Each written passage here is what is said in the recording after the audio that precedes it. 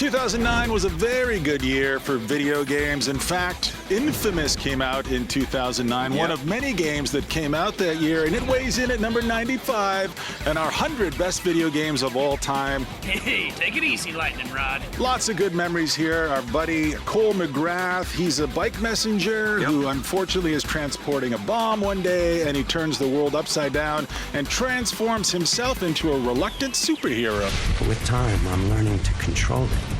Master it. You must have loved this. Oh my God, I love this game so much. You know, and some could argue that Sly Cooper belongs on our 100 listed around this position more than Infamous does, but I think Infamous really allowed Sucker Punch to escalate and take from all of the learnings that they had acquired in the creation of Sly Cooper and really flip the superhero genre on its head. In fact, I think the Infamous series has done a better job at letting us feel like superheroes than most superhero video games have been able to do, and that's testament to the production quality and the development sort of prowess that that studio has. Infamous was a blast, and Infamous 2 was an even stronger, more sensational improvement on a lot of the mechanics and functionality of the very first game. And we've got, obviously, some great looks back at Infamous and Infamous 2 right here. Let's take a look at their first stab at an open world game, Infamous 1, the original Infamous. Yes. I gave it a 10 out of 10. Let's take a look at it in the rear view mirror. How does it look to you? Well, it does look dated, and I think the Sucker Punch folks would say that themselves. I think that there was a lot of learning curve to get that game out the door. But recently we took a look at the Thor games on the show, and the question that I always have whenever you sort of step into the shoes of a superhero is, do you feel like that superhero?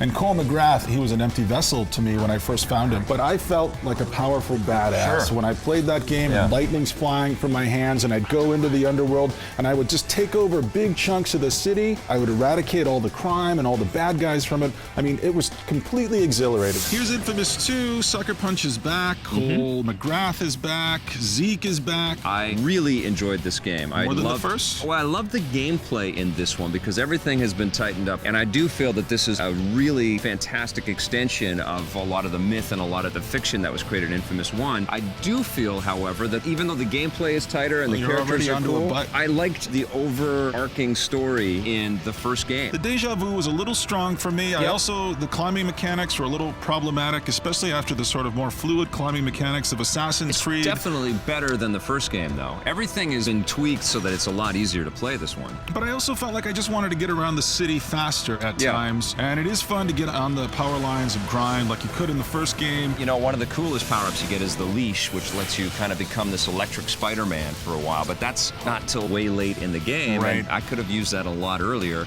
But I did love, like, the superpowers where you're throwing giant tornadoes down the street, or being able to lift up cars and throw them at helicopters and stuff. You just feel like much more of a badass. I love that there's alternate endings with different characters. I dug the abilities of Nix and Cole, but I sure, and hopefully this is part of the DLC, I sure wanted to have those powers as my own. I wanted the ability to fly and bamf into different places.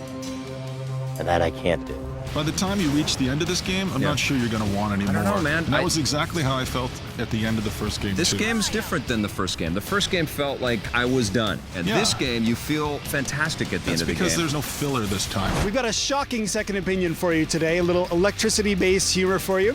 We're looking at Infamous 2 for the PlayStation 3. Now, you and I took a look at it. Vic and Scott looked at it, liked it well enough, I think. What were your thoughts? What are your initial impressions of Infamous 2? First off, if this is a sequel, how can he still be infamous? He should be famous. Shouldn't he just be famous? We get there, we're gonna be about the 3 B's. That's beer, booze, and mechanical bolts. I love the first one, and I think this shows you, you don't need a comic book origin. This is a great new IP. One of the best things about the original game was the controls. They were really rock solid, and in this game, they've just kind of tweaked them a little bit, and it still works and plays pretty great.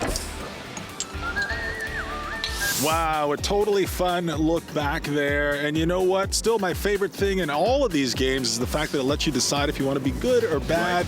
Not enough games let us be just openly good and perform acts of charity and heal people. Still my favorite thing in this game is just healing the people who are wounded on the sidewalk. Well, I was really impressed with Infamous 2's ability to have a mission generator, a mission creator there, and allow your other players in the Infamous universe to share all of that work. And of course, we are not done yet. Sucker Punch is hard at work on Infamous 2 Second Son, and I can't wait to play that one. But for now, Infamous, the series, sits at number 95 on the top 100 best games of all time. Congratulations.